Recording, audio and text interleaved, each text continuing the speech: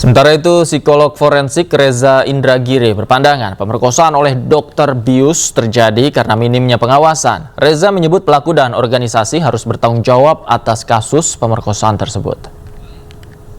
Ya, kita tidak melulu bicara tentang keterkaitan dengan peristiwa perkosaannya atau kekerasan seksualnya, tapi barangkali keterkaitan dengan kelalaian, mismanagement. Bagaimana obat bius bisa keluar bukan untuk kepentingan pengobatan pasien dan seterusnya.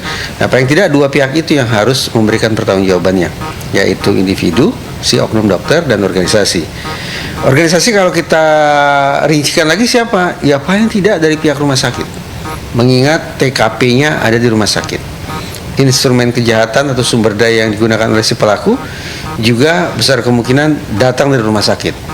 Obat biusnya, ruangannya, ranjangnya, dan seterusnya itu datang dari pihak rumah sakit. Nah, sekali lagi, berarti memang sudah dua faktor ini, yaitu faktor pendorong dan faktor penarik, menggiring kita untuk sampai pada sebuah simpulan dua pihak, individu dan organisasi, spesifik rumah sakit harus memberikan pertanggungjawabannya atas terjadinya peristiwa ini.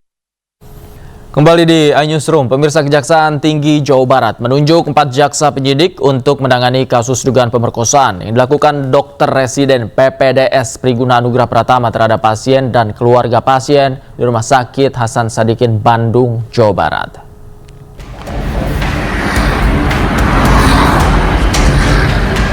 Kejaksaan Tinggi Jawa Barat telah menunjuk 4 orang jaksa untuk menangani perkara dugaan pemerkosaan yang dilakukan dokter residen PPDS Priguna Anugrah Pratama terhadap pasien dan keluarga pasien di Rumah Sakit Hasan Sadikin, Bandung, Jawa Barat.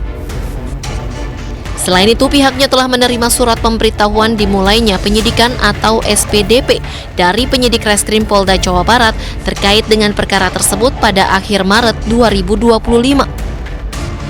Berkas laporan segera diteliti ke 4 jaksa yang telah ditunjuk, kemudian hasilnya akan disampaikan dalam beberapa hari berikutnya. Kejati telah menunjuk 4 orang jaksa untuk menangani perkara tersebut, di mana dari 4 orang jaksa tersebut ada jaksa perempuan yang ditugaskan dalam tim tersebut. Terkait hal tersebut, itu nanti dilihat dari persidangan, tetapi menurut hukum acara, karena perkaranya kesusilaan, sidangnya akan digelar secara tertutup. Sebelumnya, Polda Jawa Barat telah menetapkan tersangka terhadap Priguna Anugrah Pratama, dokter residen peserta PPDS yang diduga memperkosa keluarga pasien di Rumah Sakit Hasan Sadikin, Bandung. Atas perbuatannya, tersangka dijerat dengan pasal 6 Undang-Undang Nomor 12 Tahun 2022 tentang tindak pidana kekerasan seksual dengan ancaman hukuman penjara paling lama 12 tahun. Dari Bandung, Jawa Barat, Juhpita Melana, iNews melaporkan. Terduga pelaku pencabulan seorang guru besar Universitas Gadjah Mada Yogyakarta masih menerima gaji meski telah dipecat sebagai dosen. Sementara itu, salah satu LSM perempuan, Rifka Anissa, siap bekerja sama dengan UGM guna memberi pendampingan kepada korban pencabulan.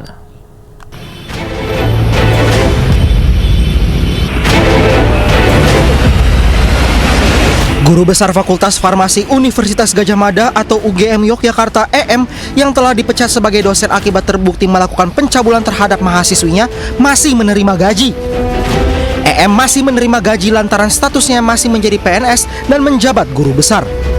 Sementara itu, pemeriksaan pelanggaran disiplin kepegawaian terhadap EM oleh tim pemeriksa UGM segera dilakukan. Pemeriksaan inilah yang nantinya menentukan nasib status PNS EM. Berarti karena masih PNS dan guru besar tetap dapat gaji ya Pak? Ya, ini, Pak? Dari aspek legal kita perlu lihat ya, kan ada asas praduga tak bersalah. Jadi sampai terbukti dia terbalik, baru kemudian hak dan kewajibannya dihentikan.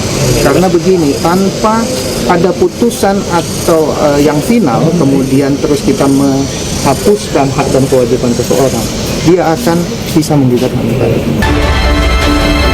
Terkait desakan agar para korban melapor ke polisi, pihak UGM enggan memberikan komentar banyak. Menurut Andi, yang berhak melaporkan kasus itu secara hukum adalah korban.